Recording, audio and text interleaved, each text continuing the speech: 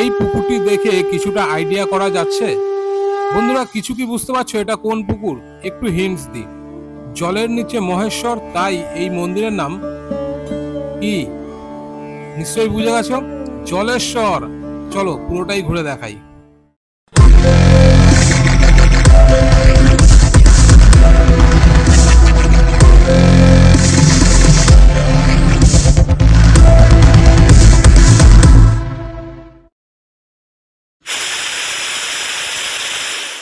সকাল সকাল বেরিয়ে পড়েছি বাড়ি থেকে, ট্রেন চলে এসছে।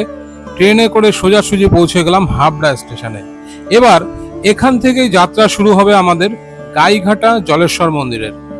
হাবড়াতে আসলে পরে তোমরা খুব সহজে এখান থেকে পৌঁছে যেতে পারবে। হাবড়া টিকিট কাউন্টার এটি। এখান থেকে সোজা 1 মিনিট লাগে যশোর রোডে পৌঁছাতে।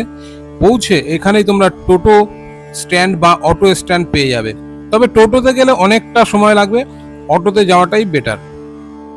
আমি অটোতে উঠে পড়লাম।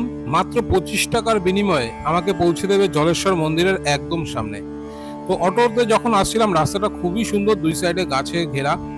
আমরা ঠিক পৌঁছে গেছি জলেশ্বর মন্দিরের একদম সামনে। এই যে দেখতে পাচ্ছ যে গেট, এই গেটেই কিন্তু লেখা আছে জলের নিচে মহেশ্বর, পুণ্যতীর্থ জলেশ্বর।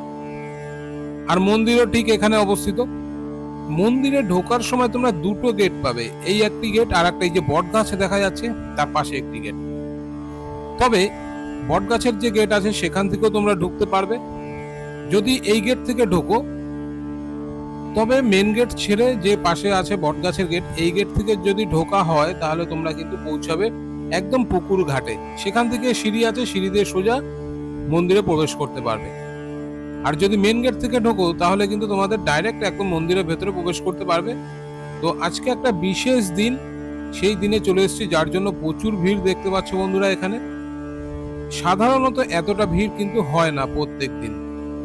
সেক্ষেত্রে তোমরা অনেক কম ভিড় পাবে যদি অন্য দিন আসো। যথারীতি কিন্তু আজকে অনেকটা বড় মেলা বসছে, প্রচুর মানুষ কিন্তু এখানে এসছে। বিশেষ করে শিবরাত্রিতে বা চড়ক পুজোতে এখানে কিন্তু মারাত্মক ভিড় হয়। বহু দূর দূর থেকে ভক্তরা আসে, প্রচুর দোকানপাট এখানে বসে। এছাড়াও যারা নিত্য প্রয়োজনে আসে, অর্থাৎ নিত্য পুজো দিতে আসে, তারা কিন্তু এখানে এসে পুজো দিতে পারে। দোকানপাট ছোটখাটো কিছু থাকেই, প্রত্যেকদিন এখানে কিছু ফুল প্রসাদের দোকান ভেতরে থাকে। তো এবার একটু তোমাদের ভেতরেরটা দেখাই, পরিবেশটা যে কত মানুষ। এই যে তার লাইনটা দেখা যাচ্ছে, এই লাইনে হাজার হাজার ভক্তরা স্নান করে এসে দাঁড়িয়েছে। তারা মন্দিরে প্রবেশ করবে এবং বাবার কাছে পুজো দেবে। ভীষণ জাগ্রত এই মন্দির। এই মন্দিরের এক বিশেষত্ব হলো এই যে পুকুরটি এখন দেখাচ্ছি, এই পুকুরে সারা বছর ভগবান বিরাজ করে, পুকুরের ভেতরে থাকে। ঠিক এই অনুষ্ঠানের আগে তাকে কিন্তু তুলে আনা হয় পুকুরের ভেতর থেকে, তারপরে মন্দিরে রাখা হয় এবং আবারও অনুষ্ঠান শেষ হয়ে যাওয়ার পরে এই পুকুরেই কিন্তু সেই মহাদেবকে রেখে দেওয়া হয়।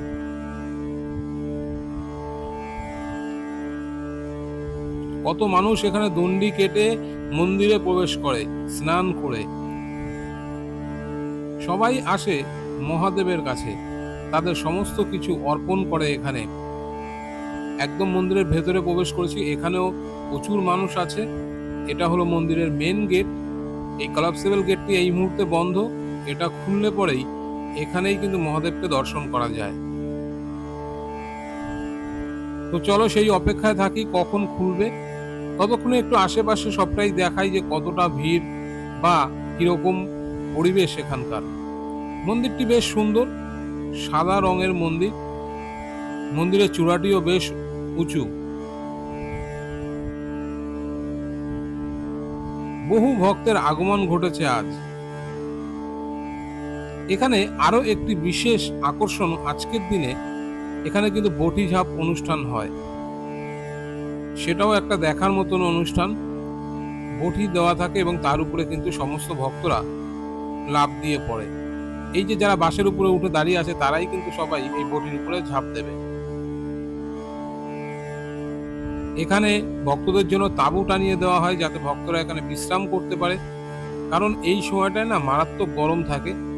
সবার কথা চিন্তা করে কিন্তু এই ধরনের তাঁবু বা ক্যাম্প তৈরি করা হয়।